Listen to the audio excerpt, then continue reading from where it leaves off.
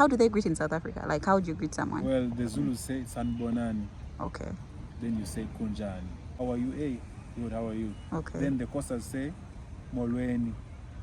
Then you respond Molo. I try to come out of South Africa in April. I go to the Botswana border called Lubate. Before I get to Botswana, the South African side, the immigration, they're called Home Affairs, they denied me exit.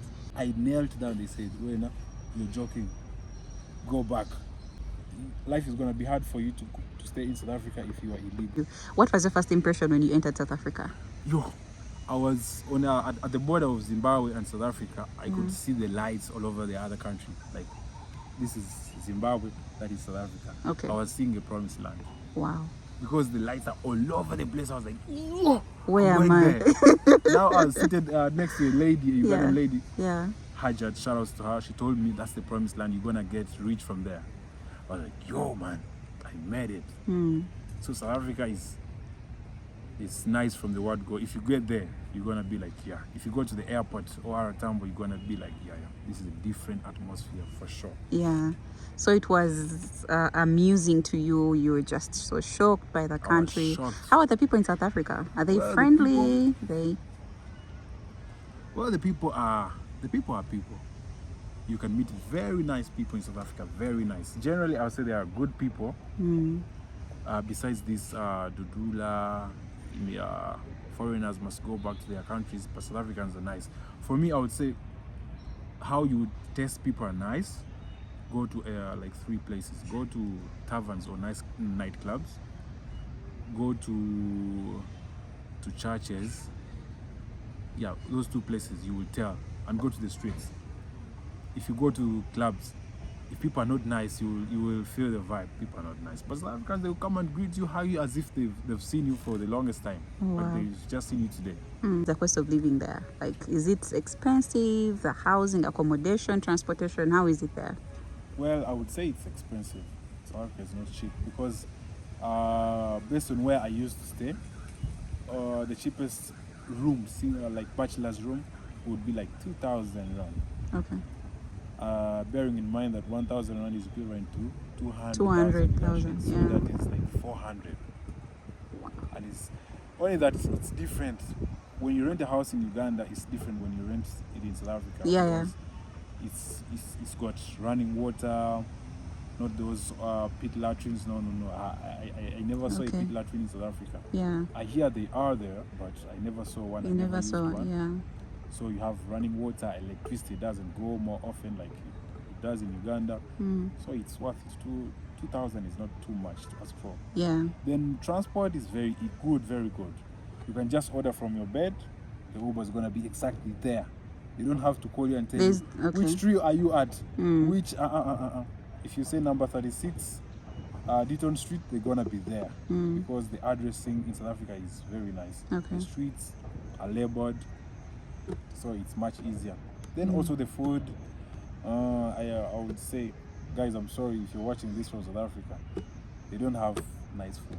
Which foods do they have in South Africa? They have traditional food like uputu, umpokosh, I even forget the names, but they have traditional food. But I saw on street you can even find people selling the cow head.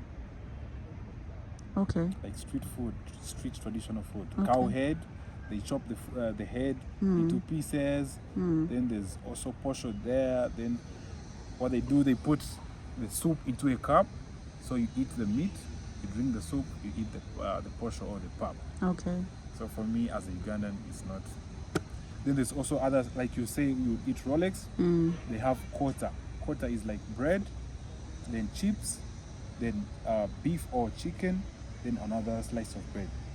So that's like street food. It's dry. As a Ugandan, you wouldn't like it. Yeah, because for us we're used to actually spicy food sometimes and too much soup.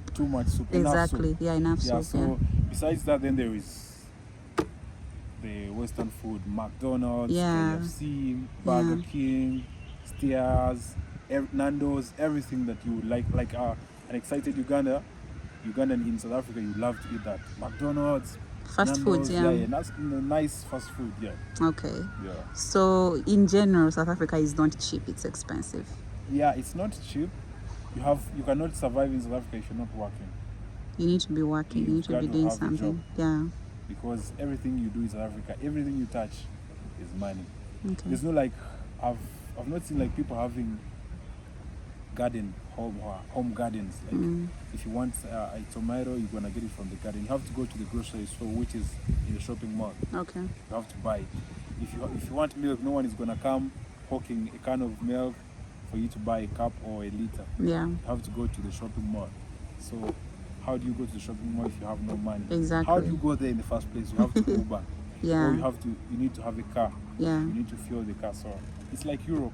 Okay. You need money all the time. Okay. Yeah. What are some of the challenges you face when you're in South Africa?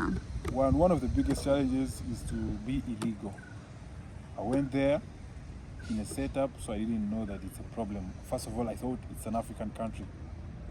And as you can see, I'm dark enough, so someone could tell. But you look like South African, by the way. I look like a South African? Yes. Oh, I so feel nice. you don't look like you're Ugandan, because first of all, the accent kind of changed. But how do they greet in South Africa? Like, how do you greet someone? Well, the Zulus say Sanbonani. Okay. Then you say Kunjani. Kunjani. Kunjani. They say Sanbonani, you say Yebo Kunjani. Okay. How are you? Hey, good, how are you? Okay. Then the Kostas say Molweni. Then you respond Molo. Oh. There's so many tribes. I think there are around 9, if I'm not mistaken. 9 tribes? Yeah. Okay. Maybe there could be even more, but More, I know yeah. 9, they're official. Okay. Yeah. Yeah. So the other challenges, well, the food, I got at a point of getting tired of their food. Because my favorite used to be McDonald's. I can't eat McDonald's every day because, first of all, it's not cheap. It's about 150. My favorite used to be McFeast, large McFeast with orange juice or watermelon, whatever. So you can't eat that every day. The option is those traditional foods I couldn't even try. So the food was my big challenge. Okay. Then also, I would say, I don't know if this is a challenge. Ladies smoke too much in South Africa. Okay. Remember, I'm from Uganda.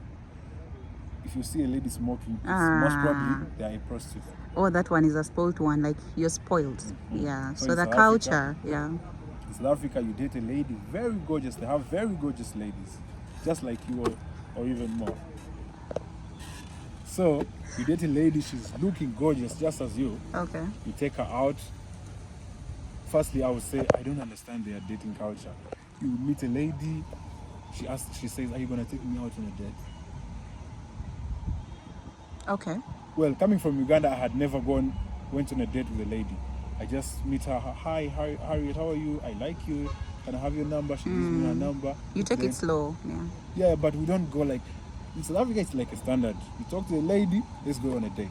It's just straight. They're just straightforward. Yeah. So when you go to a date, you're gonna foot the bills. Like a traditional man, of course, I'm gonna foot the bills. So that's crazy. So after going on a date and stuff like that, then the lady says, "Can I go smoke?" Wow. I say if I don't smoke, so dating a lady who is smoking. So you're looking at it like, okay, what's going on here? That's like, hard. Yeah. I mean, imagine she's gorgeous, drop dead gorgeous, but she's smoking. That's a problem. For me. Yeah. But I Okay. got used to it, but still, Yeah. it doesn't click because I know one day I'm gonna bring her to my parents and then Yeah. they ask me, "Why Tachecha? What have you brought here?" Okay, so do you think South Africa is safe? Because sometimes we hear stories about places like Joburg. Is it Pretoria? Something like that? Yeah, all over South Africa, well, I would say South Africa is like any other African country. Okay. Only that South Africa is a giant. That's why it's on everyone's face and ears. Okay. Because just like the US, you could say, US people they're killing black people, but that's not the case. There always crime rates. Yeah, the crime rates are everywhere in the world. Because there's a time I saw there was a suicide bomber in Kampala. I've never heard of that in South Africa. There's no suicide bombers. But one thing I know about South Africa, you have this nice phone. You walk with it here, they're gonna take it on gunpoint. So you have to be careful with your gadgets. Just like you can't be extra careful in Kampala. Yeah. South Africa is just different. They don't fight, they don't box. They use a lot of guns. Yeah. Okay. Someone can come, you can fight with someone in a bar or in a tavern. They take your life with just one click. But I'm not saying it's not safe. It's safe. You can. I was there for 5 years. Yeah. Nothing happened to me. Yeah. But I lost a couple of phones. Okay. Wow, for pickpockets it's crazy. Mm. I'm a soccer fan. I'm a Kaiser Chiefs fan. Okay. I've gone to so many stadiums to watch soccer, rugby. But after first half, at the billboards they say, be aware of pickpockets. In red, bold red, be aware of pickpockets. So even the police, they know that pickpocketing is a big. Actually, I did a video about it, how they stole my phone in Eastern Cape. Someone pickpocketed, he came and hugged me and then took the phone. And I was a little bit drunk. Okay. But you couldn't realize that you've lost your phone. So there's so many pickpockets in South Africa. Okay. You went to South Africa. You stayed there for 5 years. Yeah. I believe you learned a lot from South Africa. What can you teach someone who is watching you right now? Yeah, firstly, don't rush for South Africa. Prepare. Get your papers right. That's the most important thing. Get your papers right. Get a visa. Even if it's 1 week, 1 month, at least get it. Because you're gonna get there, you'll have sleepless nights. You should go there legally. Legally. Yes. Because it's easy to go to South Africa illegally. It's very easy. For as long as you have some change, you're gonna get to South Africa. But I'm telling you, getting out is gonna be a problem. I tried to come out of South Africa in April this very year. I go to the Botswana border called Lubate. Before I get to Botswana, the South African side, the immigration, they're called Home Affairs. They denied me exit. I told them, guys, look, I've been here for 5 years illegally. I'm tired of being an illegal immigrant. I want to go back to my country. Maybe if I want to come back, I'll be legal. Please let me go. I knelt down. They said, Wena, you're joking. Go back. So it's very hard. Life is going to be hard for you to stay in South Africa if you are illegal. Because even people are going to see you. They can easily identify you. You just said, I resemble South Africans. But I'm very, very different from South Africans. Even if I dress like this, even if I put on Kaiser Chiefs, even if I have a girlfriend, a wife and kids, I can never be a South African. That's obvious. If you understand and believe in the truth, you're going to understand that I have to have the papers, then life is going to be a little bit better. So my advice is to you guys, have your papers right, then know what you're going to do in South Africa. Because there's so much scammers. I mean, so much shit happens in South Africa down there. So scamming is real in South Africa. Yeah. Okay. Scammers, there are fake doctors, fake Sangomas. There's armed robbers. What is Sangoma? I've been hearing of Sangoma. Sangoma are fake doctors, fake traditional doctors. Okay. If you go to South Africa, what I've also seen in Uganda here, there's also on electric poles and stuff like that. You find people putting advertising abortion pills, Illuminati. So South Africa is big on tradition. So they believe in traditional herbs, traditional Okay. So when someone announces or advertises that they're giving spiritual powers, they can give you money, they find you your lost lover. So South Africans easily run for that. They end up being scammed. So if you don't have a plan for what you're gonna do in South Africa, you're gonna end up being that scammer. Wow. So those are the Sangomas. Yeah, those are the fake Sangomas. people. The fake, yeah. And South Africans, not only South Africans, even here in Uganda, you can read that thing somewhere and then you run for it. Then they tell you, because remember you're desperate. So you know what, you're gonna bring 500 rand. You'll be like, that's little money. If my problem is gonna be solved for 500, then why not? Take 500 rand. It's not solved. They tell you, so you know what, you have to wait. Bring 5,000 rand. You bring it. So if you want to go to South Africa, you have to be legal, you have to have your papers right. You know what you're going to do there. Yeah.